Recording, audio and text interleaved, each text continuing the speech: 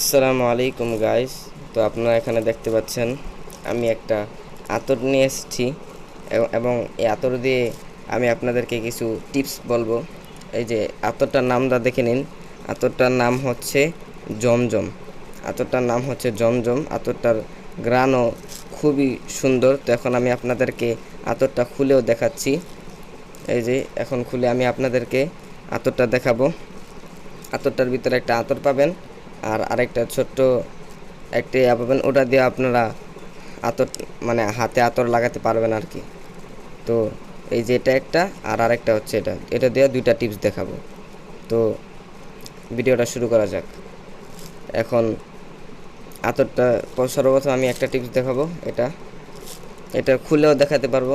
তো হ্যাঁ এখন আমি এই যে দেখেন, এটা দিয়ে প্রথম টিপস